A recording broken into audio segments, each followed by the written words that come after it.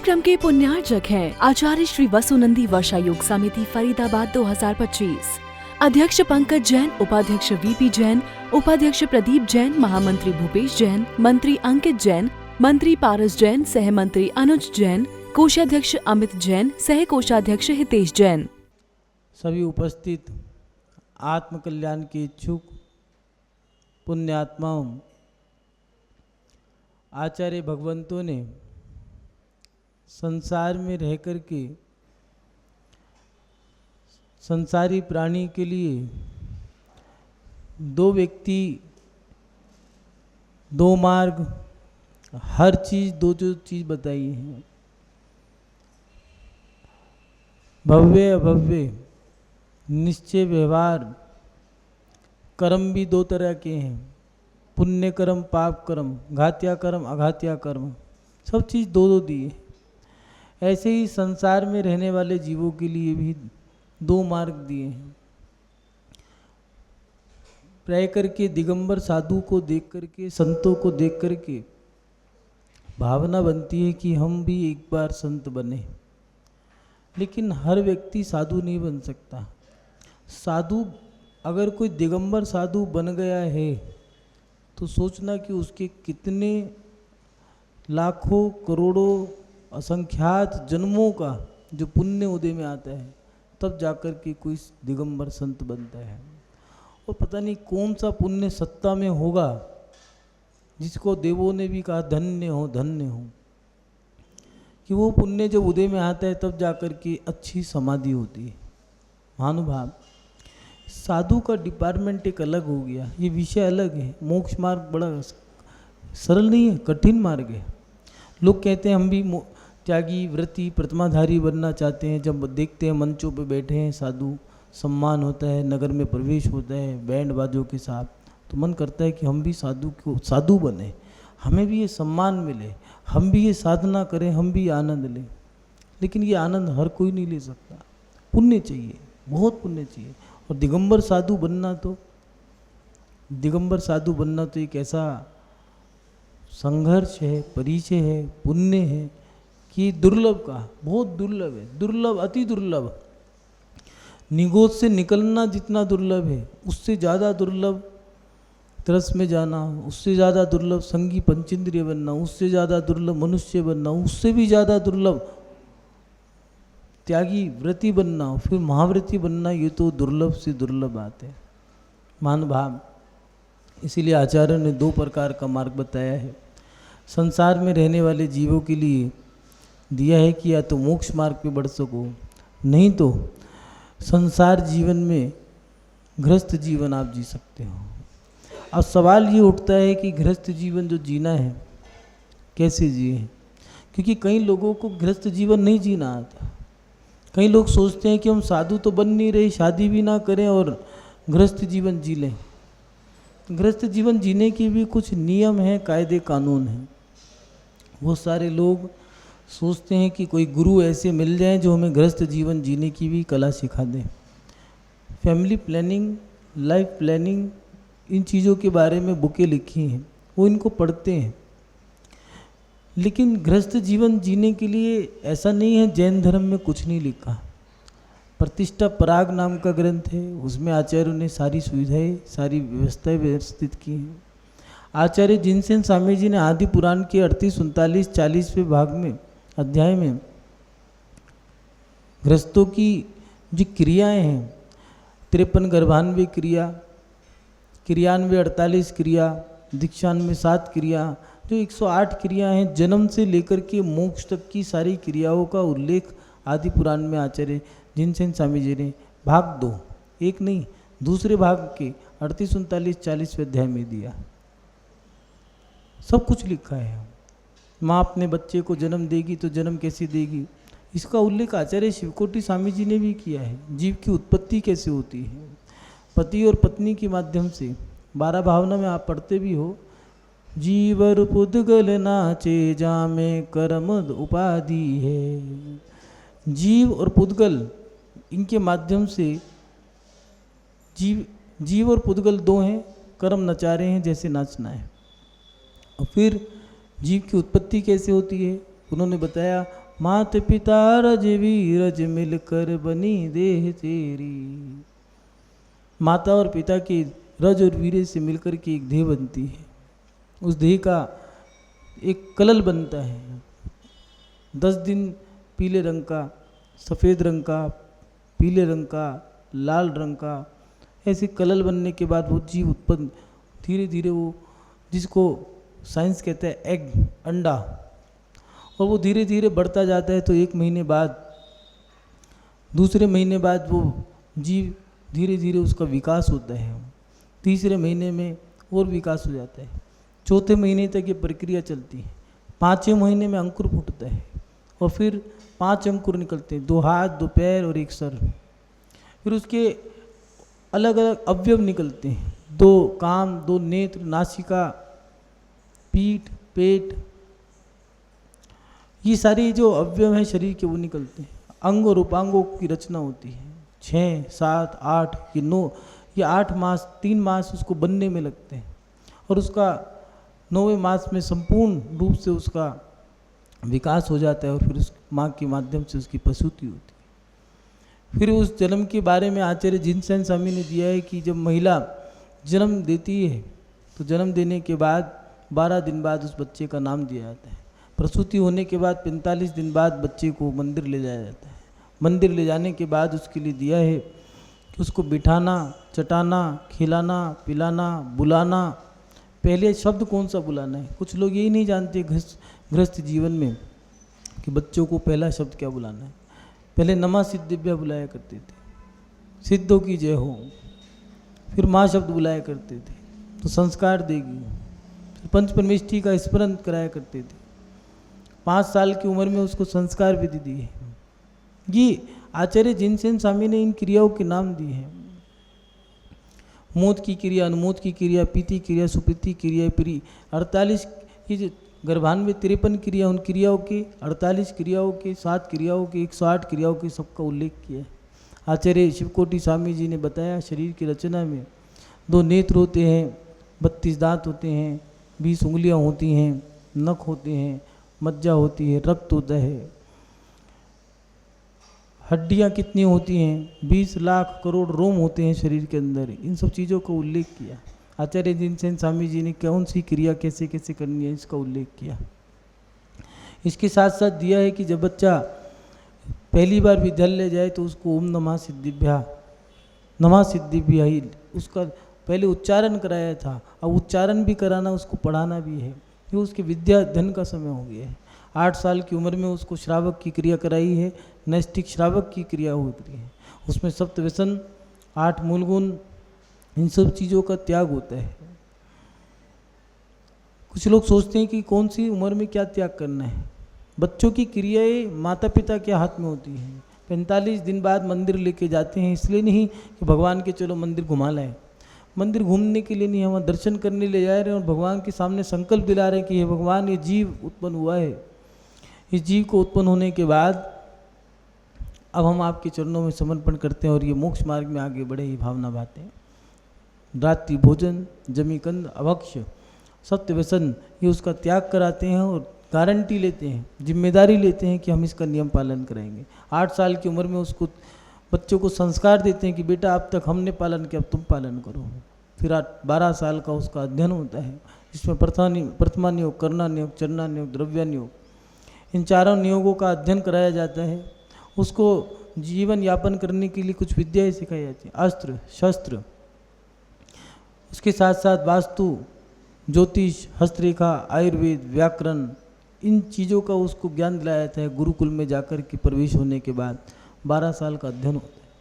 फिर वो पुणे जब लौट के आता है तब जाकर के फिर उसकी वैवाहिक की क्रिया होती है। ये सारी क्रियाएं आचार्य भगवंतु ने दी हैं। महानुभाव, कुछ लोगों के मन में रहता है कि गृहस्थ जीवन जिए कैसे। कई लोगों के मन में सवाल रहते हैं, पीड़ा रहती है कि गृहस्थ जीवन के बारे में भी हमें कोई बताए। लेकिन आप लोगों का पुण्य है कि जैन धर्म में गृहस्थ जीवन के बारे में भी सारा उल्लेख किया गया है। बहुत सटीक तरीके से आचार्यों ने लिखा है। गृहस्थ जीवन जीने के भी कुछ आचार्यों ने उपाय बताए हैं, कुछ टिप्स हैं, कुछ सूत्र हैं जो आपको जीने होंगे। ऐसा नहीं है आप मन के मुताबिक गृहस्थ जीवन जियो। गृहस्थ जीवन मोक्ष मार्ग और गृहस्थ संसारिक जीवन, ये दोनों ही कठिन हैं। ऐसा नहीं है संसार में सुख है कि मोक्ष मार्ग में सुख है। मोक्ष मार्ग में बस इतना है कि आकुलता नहीं है, वो आकुलता के बिना है। और संसारिक कष्ट में जो है उनमें आकुलता है, बाकी इस मोक्ष मार्ग में सुख नहीं है। गर्मी है, सर्दी है, भूख है, प्यास है, और दुनिया भर के जो परिचय हैं, 22 परिचय जो दिए हैं, स्त्री परिचय सहन करना है, मान अपमान सहन करना है, भूख प्यास सहन करनी है, गर्मी सर्दी बरसात सहन करनी है, नग्नता सहन करनी है, चर्या करनी है, एक पखाड़े से सोना है, नग्न रहना है, नंगे पैर चलना है, कांटा भी चुभ जाए तब भी चीखना नहीं है, शरीर में कष्ट आ गया, रोग आ गया तब भी रोना नहीं है, चेहरे पे मुस्कुराहट रखनी है दोनों समय में, अपमान के समय भी सम्मान के समय भी। इतना संघर्ष, इतना परिचय। और गृहस्थ जीवन में एक नहीं, माता पिता हैं, भाई बहन है, कुटुंब परिवार है, इसका उसका लेना देना, ताना बाना, खींचा तानी, तेरा मेरा, ये सब कुछ गृहस्थ जीवन में निभाना कोई सरल नहीं है। दोनों चीज़ें, बस एक अंतर इतना है कि एक मोक्ष मार्ग में जो दुख हैं उनको सहने के बाद आनंद आता है कि हमारे कर्मों की निर्जरा हो गई, कर्म आया फल दे के चला गया, मैंने समता से सहन कर लिया, नष्ट हो गया। संसार के अंदर इतना अंतर है कि आप कष्ट भी सहन करोगे, रोगे भी, संक्लिष्टता ही बनेगी, पुनः कर्म बांध लोगे। कष्ट दोनों जगह है, लेकिन एक को सहने के बाद कर्म की निर्जरा होकर के शाश्वत अवस्था प्राप्त हो जाती है, और एक को सहने के बाद आर्त ध्यान रौद्र ध्यान बनने से हमारी दुर्गति बन जाती है। अब रहे कि गृहस्थ जीवन को जिएं कैसे। कष्ट तो दोनों जगह है, लेकिन हर कोई व्यक्ति साधु नहीं बन सकता। कुछ लोग हैं जो साधु बन सकते हैं, पुण्य चाहिए। जिनका पुण्य नहीं है, थोड़ा पुण्य है, तो प्रतिमाधारी व्रती श्रावक बन जाते हैं। जिनका कुछ भी नहीं है, कई लोग तो ऐसे हैं वैरागी हैं फिर भी शादी कर लेते हैं, क्या करें, नहीं है पुण्य। कई साधु ऐसे हैं जो साधु बनने के बाद पुण्य गृहस्थ जीवन धारण कर लेते हैं, नहीं है पुण्य, क्या करोगे। तो महानुभाव, गृहस्थ जीवन जीने के कुछ उपाय हैं जो आचार्यों ने दिए हैं। सबसे पहले जो बात दी है कि गृहस्थ जीवन में अनुशासन होना जरूरी है। सुबह उठने से लेके सोने तक, खाने से लेके नहाने तक आपका सब अनुशासन हो। आज के समय में लोग गृहस्थ जीवन से परेशान हैं। कष्ट में जीवन आपका अपने आप ही बनेगा अगर आपके जीवन में अनुशासन नहीं है। सुबह उठने का समय जो दिया है ब्रह्म मुहूर्त 4 बजे से लेकर के उत्तम मुहूर्त 4 बजे, मध्यम मुहूर्त 5 बजे, जघन्य मुहूर्त 6:15 बजे तक लास्ट, इसके बाद नहीं होता। उसके बाद वो उर्दू में कहते हैं मुस्लिम धर्म में कि अब वो नसेद है, हिंदू कहते हैं नास्तिक हैं, और जैन धर्म का व्यक्ति के जैन धर्म में दिया है कि प्रमादी है, और जो प्रमादी है वो कल्याण नहीं कर सकता। 4 बजे से लेकर के 6 बजे तक, 6:15 लास्ट, ये समय उठने का जो दिया है। 4 बजे उठ जाना चाहिए। उसके बाद अपना जो आपकी क्रियाएं हैं, दैनिक क्रिया से निवृत्त होकर के आपको पहले भगवान का स्मरण करना है। क्यों? क्योंकि 4 से 6:15 बजे का जो समय है ये भगवान की दिव्य धनी का खिरने का समय, इसको ब्रह्म मुहूर्त का है। सुबह उठने का आपका समय हो, उठने के बाद आपका सोने तक का भी समय, सुबह जागने से लेके रात के सोने तक का आपका पूरा अनुशासन होना चाहिए।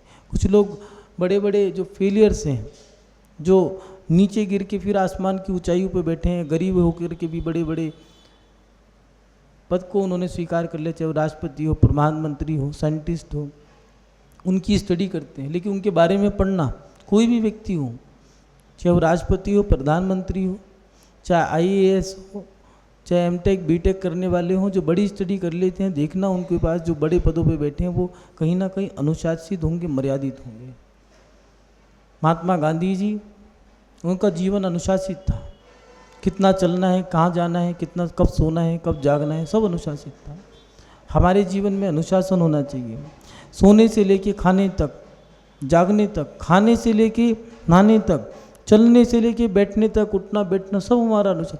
वो एक कहावत है कि कुत्ता भी बैठता है तो पूंछ मार के बैठता है। अपन लोगों के कुछ अनुशासन है या नहीं है। सुबह उठना है, उठने के बाद दैनिक क्रिया करनी है, दैनिक क्रिया से करने के बाद प्रतिक्रमण दिया है, प्रतिक्रमण करने के बाद स्नान करके भगवान का अभिषेक, शांति आरा, पूजा, और उसके बाद मुनि महाराज का वैयावत्ती जो चौकी की क्रिया है। अब ये आपका धर्म हो गया। अब कर्म करना है, कर्म की क्रियाओं के आपको अनुशासन होना चाहिए। आपको बैठना है, उठना है, बोलना है, चलना है, ऐसे नहीं ते पे में जो मन में आए बोल दिया, अबे क्या कर रहा है। तो आचार्यों ने कहा है कि नहीं बोल सकते अच्छे से तो मौन रहो। इसलिए पहला हमारे गृहस्थ जीवन का अनुशासन होना चाहिए। दूसरी बात ये है, सही समय पर सही कार्य करें। सही समय पे सही कार्य करने का अगर आप कर लेते हो तो उसका आपको लाभ है, नहीं तो नुकसान बहुत है। आज की नई जनरेशन, नई पीढ़ी, नौजवान, युवा, वो यही नहीं डिसाइड कर पाते, नियम ये विचार ही नहीं बन पाते उनकी कि हम क्या करें। आज ये व्यापार किया, कल दूसरा कर लिया, आज ये जॉब करी, फिर दूसरी कर ली, फिर तीसरी पकड़ ली, ना इस जॉब को कर पाए ना उस जॉब को कर पाए, कुछ नहीं कर पाए। बिजनेस पहले जॉब कर ली है, 25 साल में जॉब पकड़ी, 30 साल 35 साल 40 साल तक जॉब करी, अब मन में आए व्यापार करेंगे। अब भैया आधा जीवन तो आपने जी लिया है, ना इधर के रहे ना उधर के रहे, दोनों में अनसक्सेस। ना तो आप जॉब कर पाए ना बिजनेस कर पाओगे। इसीलिए एक अनुशासन हो, अनुशासन होने के पास सही समय पे सही कार्य हो जाना चाहिए। आज नौजवान, नई जनरेशन, नई पीढ़ी के बच्चे, उनको यही नहीं पता हमें क्या करना है। 12वीं कर ली है, 12वीं करने के बाद कॉलेज कर लिया है, कॉलेज करने के बाद एक कोर्स कर लिया, अब दूसरा एक कोर्स करने के बाद ये अच्छा नहीं लगा, दूसरे ने कहा, तीसरे ने, दोनों की सुन ली तो उसको दूसरा कोर्स कर लिया, फिर तीसरा कर लिया। ना तो इसमें सक्सेस हो पाए ना उसमें सक्सेस हो पाए, और जॉब भी नहीं लग पाई, डिग्री भी नहीं मिल पाई। क्या करें? अब जा कर के किसी दुकान पे नौकरी करें तो नौकरी की जो तनख्वाह है वो 15,000, 20,000, 30,000, गुजारा क्या होगा, क्या नहाएगा, क्या खाएगा। सारा जीवन व्यवस्थित करना पड़ेगा। कुछ लोगों का यही नहीं पता कि हमें शादी कब करनी है। जब रिश्ते आ रहे थे तब तो कहने लगे हमें तो बढ़िया सी ड्रीम गर्ल चाहिए, स्लिम ड्रीम और ड्रीम गर्ल, अच्छे अच्छे रिश्ते आ रहे थे, हमें तो ऐश्वर्या राय चाहिए। ठीक है भैया, ऐश्वर्या राय 1 देखी, 10 देखी, 20 देखी, 22 से 25 निकल गए, 25 से 28, 28 से 30, 30 के बाद 32, अब 32 साल की उम्र भी बीत गई। अब वो कह रहे हैं रिश्ते आने बंद हो गए। आखिरी में 1947 के ज़माने में एक टुनटुन आती थी, वो उसके हिस्से में मिली। समय बीत गया, समय के अनुसार करता तो ऐश्वर्या नहीं तो कुछ और मिलती, लेकिन समय निकल गया तो टुनटुन हाथ लगेगी, जहाँ बैठ जाए तो वो कुर्सी गई और कूद गई तो पति गया। समय के अनुसार अपन को करना पड़ेगा, हमें समय अनुसार चलना पड़ेगा, सही समय पर सही क्रिया करनी पड़ेगी। पढ़ने की भी एक उम्र है, 8 साल से लेकर के 20 साल तक की उम्र, 12 साल का जो कोर्स दिया है। सीखने की एक उम्र है, 20 साल से लेकर के 22-23 साल तक। शादी करने की भी एक उम्र है, 23 साल से लेकर 24-25 साल तक। शादी का जो 32 में शादी करेगा, 35 में बच्चा करेगा, उसको बड़ा कब करेगा वो? 35 के बाद वो 20 साल बाद बच्चा बड़ा होगा। कितना हो गया बनियाओ हैं? 55। अब तुम्हारा बचपन चला गया, उसका तो 55, तुम्हारा 55, अब वो अभी बच्चा ही है, 20 साल का ही हुआ है। अब तुमने जब 32 में करी है तो वो भी तो कहेगा मैं 25 में करूँगा। 60 साल में तुमने शादी करी बच्चे की, अब उसकी शादी हुई इतने में तुम सठिया गए। अब बेचारे समधी जी आए, कह रहे हमारे यहाँ होता है, तुम गए खाने के लिए, दांत गए, पेट की आंत गई, क्या खाओगे, क्या करोगे? हर चीज़ का एक समय है। कब जिम्मेदारी सौंपोगे? 65 में जिम्मेदारी सौंपोगे, 70 में जिम्मेदारियों से मुक्त होगे। अब 70 में बिस्तर पकड़ लिया, साधु से कह रहे हो महाराज जी दीक्षा दे दो। अब क्यों भैया, तुम्हारे साधु पैर दबाए क्या?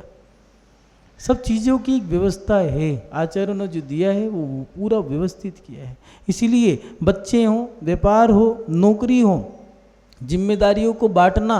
कई लोग कहते हैं महाराज जी हमने तो सब जिम्मेदारी बांट दी है, लेकिन तिजोरी की चाबी अभी अपने अंटी में लगी है, ना तो देने को तैयार, और जब देने चाहते हैं, हाँ कभी कभार ऐसी चीज़ें हो जाती हैं, कुछ लोग अपना पद नहीं छोड़ना चाहते, जब छोड़ना चाहते हैं तो वो लेने वाला कोई नहीं बचता। कह रहे हैं हाथ जोड़ के भाई साहब पद ले लो, पद ले लो, कोई लेने को तैयार नहीं है। हर चीज़ का एक समय होता है, जिम्मेदारी लेने का, जिम्मेदारी सौंपने का, और जिम्मेदारियों से निवृत्त होकर के अपनी आत्म कल्याण करने का भी एक समय है। तो महानुभाव, सही समय पर सही कार्य करें। गृहस्थ जीवन जीना है, आचार्य ने सूत्र दिया, पहला सूत्र अपने जीवन में अनुशासन बनाएं। दूसरी बात, अपने जीवन में सही समय पर सही कार्य करें, सही समय पर पढ़ें, सही समय पर शादी करें, सही समय पर बच्चे करें, सही समय पर आप जिम्मेदारियां सौंपें, सही समय पर व्यापार करें। इनको देखते हुए फिर अपने आत्म कल्याण का जो मार्ग है उस मार्ग पे भी आपको सही समय पे बढ़ना होगा। उम्र निकल जाएगी तो फिर कई लोग कहते हैं कि आचार्य कोई हमें पूछता ही नहीं, कोई हमें स्थान ही नहीं देता। अरे भैया, जब स्थान देने का समय था तब तुमने लिया नहीं, अब ले रहे हो तो अब स्थान छोड़ने का समय है। अब तो भैया जब तुम्हारा मरण आएगा तब आ जाना, बच्चों को लेकर के नमोकार बंद सुना देंगे, इससे ज़्यादा क्या करें।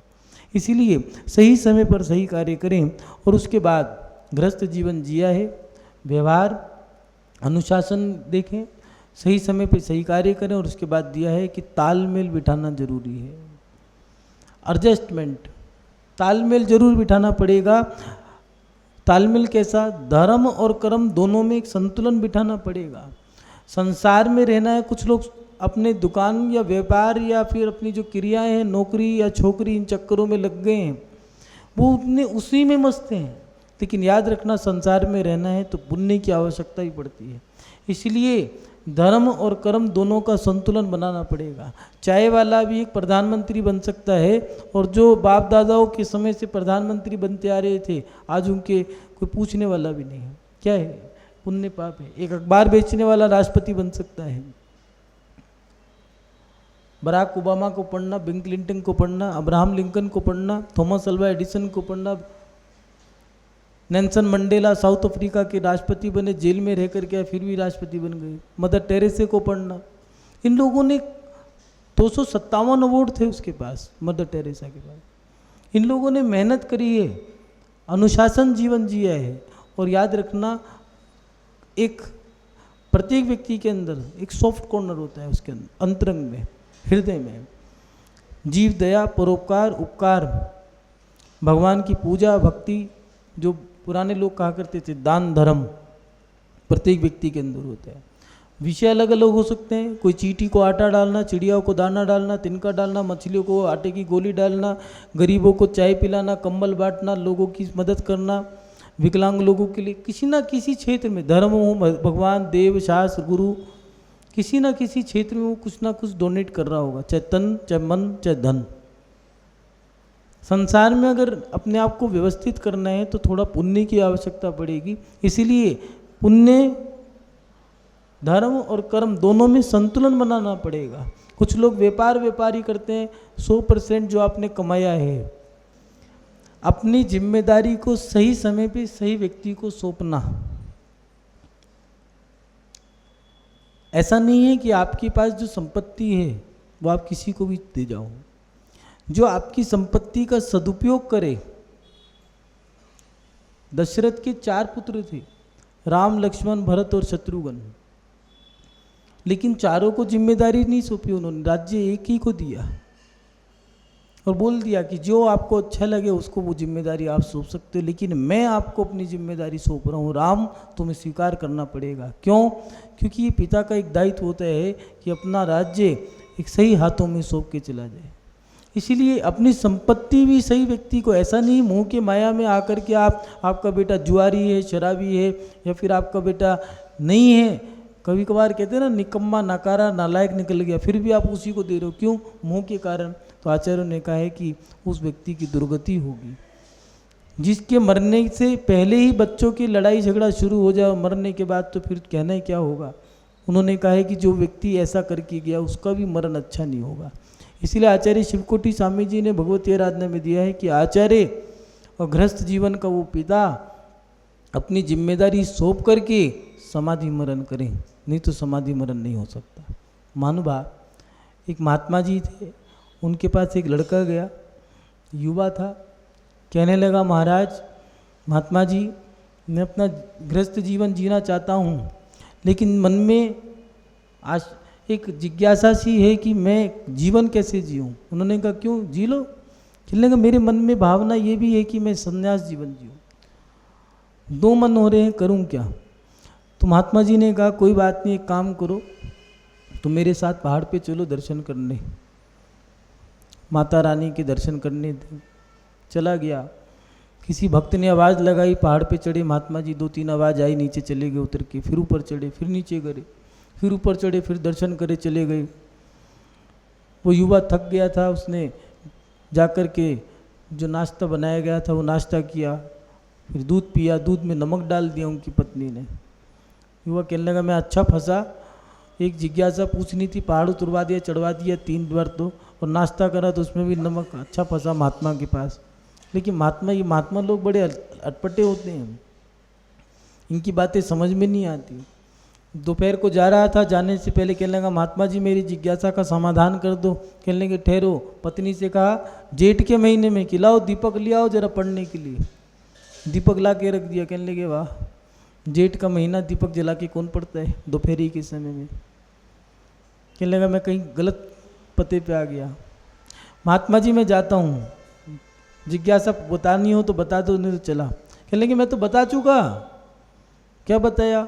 अरे गृहस्थ जीवन अगर जीना है तो ऐसे जीवन जीना कि पत्नी को तुम बोल दो, पत्नी और पति में ऐसा तालमेल हो कि पत्नी अगर दूध में नमक डाल दे तो तुम पी लो, और जेठ के महीने में दोपहरी में अगर तुम दीपक मंगाओ तो पत्नी ला के दे दे। और साधु जीवन ऐसे जीना कि भक्त पुकारे तो तुम पहाड़ से नीचे उतर के आ जाओ। महानुभाव, गृहस्थ जीवन अगर जीना है तो धर्म और कर्म दोनों में तालमेल बिठाना होगा, अपने गृहस्थ संबंधियों में तालमेल बिठाना होगा। जरा जरा सी बात पे गुस्सा आ जाए, ऐसे गृहस्थ जीवन नहीं जिलता। हमें अपना गृहस्थ जीवन सुखी खुशी से जीना होगा। सुखों को अगर इकट्ठा करना है तो ऐसा नहीं उदास हो करके मरे मन से जीना है, आनंद के साथ। वो बच्चे तुम्हारे हैं, माता पिता तुम्हारे हैं, तुम्हारे भाई बहन हैं, ये गृहस्थी तुम्हारी है, कोई बोझ नहीं है। इस गृहस्थी में आनंद के साथ जीना है। कई बार तो ऐसे जले फूके चेहरे होते हैं, बेटी को देख करके पिता का चेहरा उदास, बेटे को देख करके माँ का चेहरा उदास। उनने पूछा क्या कोई घटना घट गई क्या? नहीं। फिर क्या हुआ? चेहरा ऐसा क्यों? कुछ नहीं, मेरा चेहरा ही ऐसा है। ऐसा चेहरा बना के जियोगे तो सामने वाला भी उदास हो जाएगा। महानुभाव, बड़े आनंद के साथ इन चीज़ों को ध्यान रखते हुए जिएं, अनुशासन रखें, सही समय पर सही कार्य करें, तालमेल बिठाएं। इस कार्यक्रम के पुण्यार्चक थे आचार्य श्री वसुनंदी वर्षा योग समिति फरीदाबाद 2025। अध्यक्ष पंकज जैन, उपाध्यक्ष वीपी जैन, उपाध्यक्ष प्रदीप जैन, महामंत्री भूपेश जैन, मंत्री अंकित जैन, मंत्री पारस जैन, सह मंत्री अनुज जैन, कोषाध्यक्ष अमित जैन, सह कोषाध्यक्ष हितेश जैन।